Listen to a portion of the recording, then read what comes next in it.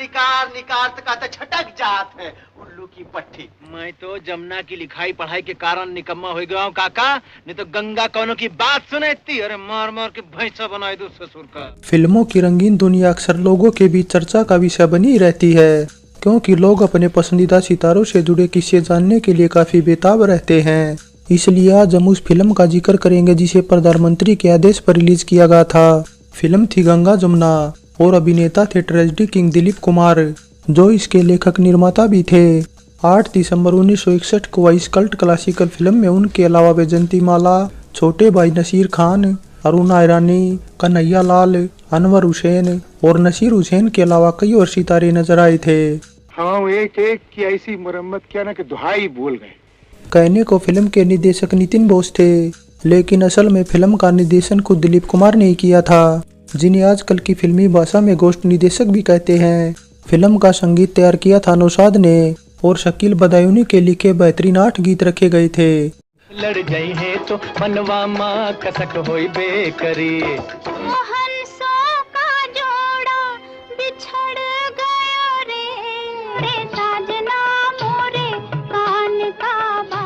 सभी गीतों को अपनी मधुर आवाज से सजाया था मोहम्मद रफी, हेमंत कुमार, लता मंगेशकर और आशा भोसले ने।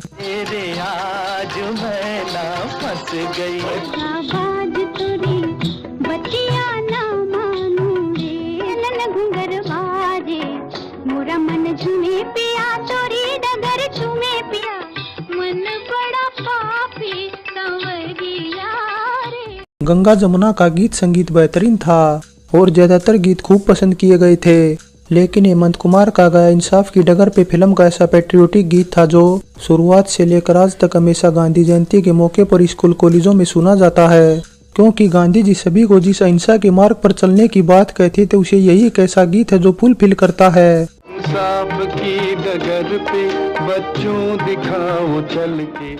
2 घंटे 58 मिनट की गंगा जमुना को अगर 7.4 आउट ऑफ 10 IMDb रेटिंग मिली है तो बजट इसका तकरीबन 30-35 लाख रुपए के आसपास था और रिलीज के बाद बॉक्स ऑफिस इंडिया पर यह 3 करोड़ 50 लाख की बेतहाशा कमाई के साथ साल की सबसे कमाऊ फिल्म बन गई थी। और बेतहाशा हम इसलिए बोल रहे हैं क्योंकि इसके बाद साल की सबसे कमाऊ फिल्म जंगली सिर्फ 1 करोड़ 75 लाख की कमाई पर यह अटक गई थी।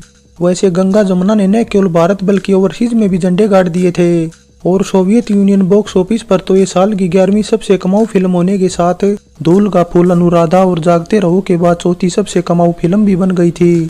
वैसे फिल्म की सफलता का अनुमान इसी बात से लगाया जा सकता है कि वहाँ इसके तकरीबन 3 करोड़ 21 लाख टिकट बेचे गए थे और जबकि फिल्म रिलीज भी सन 1965 में हुई थी। वैसे इसके बाद मैक्सिको में फिल्म को रिलीज करने में और भी ज्यादा टाइम लग गया, क्योंकि वहाँ इसे 25 अगस्त 1966 को रिलीज किया गया था।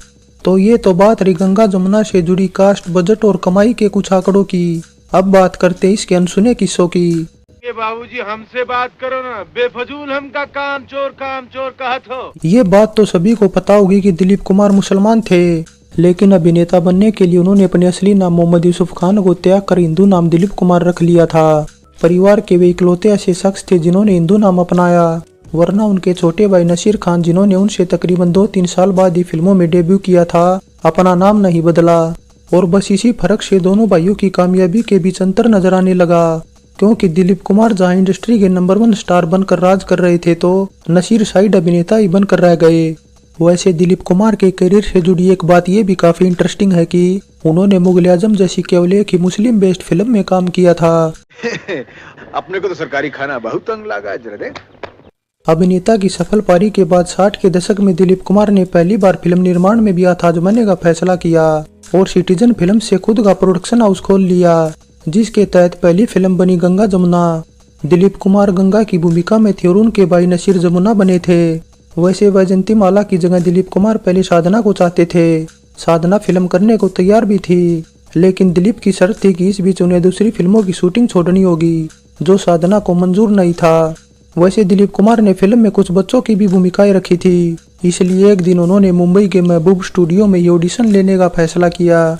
लेकिन जैसे ही ऐलान हुआ, खबर आग की तरह फैल गई और तकरीबन 500 बच्चे ऑडिशन देने पहुंच गए और उन्हीं में से एक थी अरुणा ईरानी, जो उस टाइम 12-13 साल की थी, जो ऑडिशन के दौरान न केवल स्नैक्स खाने में बिजी थी बल्कि फाइनल भी हो गई। क्योंकि इससे पहले उन्हें शिकवा, तलाक और सरहद जैसी फिल्मों में काम करने का अनुभव था।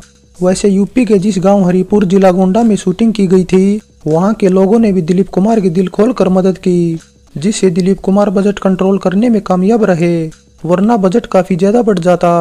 वैसे 30-35 लाख भी उस जमाने में कम नहीं थे। वाह रे महारानी वाह, फोकट का माल लूट के लाई रही बजरिया से का। फिल्म का निर्देशन करने के लिए दिलीप कुमार ने नितिन बोस को साइन किया था, जिन्होंने इससे पहले सन 1951 में उनके साथ दीजार जैसी फिल्म बनाई थी। लेकिन उनके निर्देशन से दिलीप कुमार खुश नहीं हुए, इसलिए दिलीप ने उन्हें साइड कर खुद ही निर्देशन करने का फैसला किया। हालांकि नाम खराब न हो इसलिए दिलीप कुमार ने खुद की बजाय उन्हें क्रेडिट दे दिया, और ये सोच दिलीप कुमार की जिंदगी की शुरुआत से लेकर अंत तक रही, क्योंकि जब शादी, फंक्शन या रिबन काटने के लिए उन्हें बुलाया जाता तो बगैर पैसों के वे सब काम कर देते थे। किसी का नुकसान करना दिलीप कुमार सबसे बड़ा पाप समझते थे। नादानी हो गई साहिब, हमसे भारी भूल हो गई, हमको माफी दे दे। वैसे दिलीप कुमार निर्माण, निर्देशन, अभिनय और कहानी लिखने के साथ डायलॉग भी पहले खुद ही लिखने वाले थे, लेकिन फिल्म गांव देहात पर उत्तर भारतीयों पर बेस्ड थी, इसलिए डायलॉग अवधि में लिखे जाने थे। बस इसीलिए उन्होंने आगरा में पैदा हुए वजाहत मिर्जा को काम सौंपा, जो इससे पहले मदर इंडिया, मुगल आजम, यहूदी और कोहिनूर जैसी बेहद सफल फिल्मों के डायलॉग लिखकर उस समय के नंबर 1 डायलॉग राइटर बन गए थे। बीच रास्ते में हुड़दंग मचा रहे हैं गुंडे कहीं के। अरे देख रही धन्नो, हम अपने मुन्ना के लिए फाउंटेन लावा है। गंगा जमुना को बॉलीवुड की एक ट्रेंड सेटर फिल्म माना जाता है, क्योंकि अगर गहराई में जाके तो इसी फिल्म से प्रेरित 70 के दशक की नंबर 1 राइटर जोड़ी सलीम जावेद ने दीवार, अमर अकबर एंथोनी और त्रिशूल जैसी फिल्मों के अलावा शोले तक की कहानी इसी से प्रेरित होकर लिखी थी। और इसके अलावा अमिताभ बच्चन ने तो एक इंटरव्यू में गंगा जमुना को ही अपने फिल्मों में आने का कारण बताया था और अदाकारी पर और ज्यादा ध्यान देना शुरू किया था, क्योंकि दिलीप कुमार के अवधि में बोले डायलॉग के वे कायल हो गए थे। वैसे गंगा जमुना के एक एक सीन पर दिलीप कुमार सहित उनके सभी सहयोगियों ने काफी मेहनत की थी, यहाँ तक कि क्लाइमैक्स में जब दिलीप कुमार के मरने के हाव भाव ठीक से शूट नहीं हुए तो कैमरामैन वी बाबा साहब ने इसे दोबारा से शूट किया।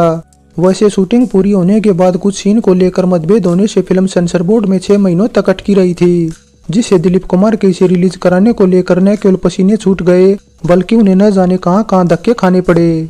प्रसारण मंत्री बी केसकर के तहत काम करने वाले सेंसर बोर्ड ने अश्लीलता और हिंसा का हवाला देकर गंगा जमुना में पूरे 250 कट लगाने की सिफारिश की थी। हालांकि दिलीप कुमार ने उन्हें लाख मनाने की कोशिशें की, लेकिन सेंसर बोर्ड टस से मस नहीं हुआ। जिसके बाद एक दिन वे इंदिरा गांधी के पास पहुंचे, जिन्होंने उस वक्त के प्रधानमंत्री रहे पंडित जवाहरलाल नेहरू से दिलीप कुमार की 15 मिनट की मुलाकात तय करा दी, जिसके बाद दिलीप ने उन्हें अपनी सारी परेशानी बता दी। नेहरू बड़े ध्यान से दिलीप कुमार की बातें सुन रहे थे, इसलिए मीटिंग के जो 15 मिनट तय किए थे उसमें 1 घंटे से ज्यादा का वक्त लग गया। जिसके बाद नेहरू ने खुद की तरफ से गंगा जमुना को रिलीज कराने की परमिशन दे दी और भेदभाव करने के चलते प्रसारण मंत्री बी केसकर को भी हटाने का आदेश दे दिया। वैसे पत्रकार वीर सांघवी के पिता रमेश सांघवी उन दिनों बड़े वकील थे, इसलिए उन्होंने दिलीप कुमार की तरफ से कोर्ट में जबरदस्त पैरवी की थी, लेकिन उन्हें कामयाबी हाथ नहीं लगी। वैसे गंगा जमुना को बनाकर दिलीप कुमार इतने हताश थे कि इसके बाद वे 3 सालों तक फिल्मों से दूर रहे, जिसके बाद सन 64 में लीडर के जरिए उन्होंने धमाकेदार कमबैक किया। वैसे दिलीप कुमार ने 30 सालों तक फिल्म निर्माण में भी हाथ नहीं आजमाया और एक तरह से अपने सिटीजन प्रोडक्शन को बंद ही कर दिया था, लेकिन इसके बाद सन 1991 में उन्होंने इसे एक बार फिर जीवित किया और कलिंगा फिल्म बनाने का फैसला किया, लेकिन कुछ वजहों से फिल्म अधूरी रह गई और सिटीजन प्रोडक्शन के तहत गंगा जमुना ही उनकी रिलीज होने वाली एकमात्र फिल्म रह गई। वैसे रिलीज के बाद फिल्म समीक्षकों ने गंगा जमुना को न केवल महान फिल्म बताया बल्कि दिलीप कुमार के अभिनय की भी दिल खोलकर खूब तारीफें की, लेकिन फिल्म फेयर में नॉमिनेट होने के बावजूद भी वे बेस्ट अभिनेता का अवार्ड नहीं जीत पाए, क्योंकि राज कपूर खेल कर गए। हरामखोर कपटी हमसे दुश्मनी निकाल रहा है दरोगा जी। क्योंकि कुछ लोगों का ऐसा मानना है कि गंगा जमुना की काट करने के लिए उन्होंने जिस देश में गंगा बहती है को बनाया था और अवार्ड दिलीप कुमार के पास न जा सके, इसलिए उन्होंने कुछ तो खेल किया, क्योंकि जिस देश में गंगा बहती बॉक्स ऑफिस पर केवल हिट थी और उनकी परफॉर्मेंस भी दिलीप कुमार के सामने कम ही थी, लेकिन बावजूद इसके वे बेस्ट अभिनेता का अवार्ड ले उड़े, जिसके बाद कुछ तो इस वजह से भी दिलीप फिल्मों से दूर हुए थे। वैसे गंगा जमुना को फिल्म फेयर में 7 नॉमिनेशन मिले थे, जिसमें ये 3 अवार्ड पर कब्जा कर अवार्ड जीतने के मामले में जिस देश में गंगा बहती है के बाद दूसरे नंबर की फिल्म थी। वैसे गंगा जमुना दिलीप कुमार की ऐसी फिल्म थी जिसने मुंबई के सिनेमा हॉल में खूब जमकर कमाई की थी। पहले सिनेमा में तो सिल्वर जुबली मनाने वाली इकलौती फिल्म भी थी और दुनिया भर में तो इसके 8 करोड़ 40 लाख के आसपास टिकट भी बेचे गए थे। जो अपने आप में एक रिकॉर्ड था, जिस वजह से सन 2011 में एक मैगजीन ने इसे भारतीय सिनेमा इतिहास की मुगल आजम के बाद सबसे बड़ी कमर्शियल फिल्म भी बताया था। हालांकि उनका पैमाना फिल्म के बजट और कमाई को 50 सालों बाद के लेवल पर रखकर था। वैसे गंगा जमुना की सफलता को दोहराने के लिए साउथ के फिल्मकार भी मैदान में आ गए थे और उन्होंने इसका सन 1971 में तमिल में और 1980 में मलयालम में रीमेक बनाया था। हालांकि इसके बाद सन 97 में नितिन मनमोहन ने इसका रीमेक तो नहीं, लेकिन गंगा जमुना टाइटल से ही मुकुल देव, शरद कपूर और सुमन रंगनाथ के साथ अनीस बज्मी के निर्देशन में फिल्म बनाने का फैसला किया। लेकिन कुछ वजहों से फिल्म सदा के लिए डिब्बा बंद हो गई। वैसे इसी से मिलते जुलते टाइटल गंगा जमुना सरस्वती को कौन भूल सकता है, जिसे मनमोहन देसाई ने 80 के दशक के दो बड़े सितारे अमिताभ बच्चन और मिथुन को लेकर बनाया था, लेकिन सफलता हाथ नहीं लगी। वैसे तो शुरुआत से लेकर आखिर तक दिलीप कुमार की सभी फिल्मों में अदाकारी बेहतरीन थी, लेकिन गंगा जमुना के लिए उन्होंने जी जान लगा दिया, जिस वजह से दुनिया भर में उनके चाहने वालों की तादाद और ज्यादा बढ़ गई थी। और इसीलिए जब इसे सन 1995 में बांग्लादेश में टीवी पर टेलीकास्ट किया जाना था तो दिलीप कुमार और सायरा बानो को स्पेशली बांग्लादेश आने का न्योता भेजा गया था। फाइनली फिल्म का स्क्रीन प्ले काफी टाइट था, और इतना टाइट इसलिए था क्योंकि गांव देहात पर आधारित होने से दिलीप कुमार ने इसमें वो सब मसाला डाला जो गांव देहात के लोग पसंद करते थे, और इसी का नतीजा था जो फिल्म वर्ल्ड वाइड इतनी लोकप्रिय हुई। हालांकि इससे पहले सन 57 में मदर इंडिया में भी कुछ ऐसा ही था। इसी वजह से कुछ लोग इसे मदर इंडिया से भी प्रेरित बता रहे थे, जो दिलीप कुमार और फिल्म के लिए एक तरह से काफी अच्छा ही था। वैसे फिल्म में दिलीप कुमार के अलावा सभी का अभिनय दमदार था, और उनके भाई नसीर को भी ऐसा किरदार पहली और आखिरी बार करने को मिला था।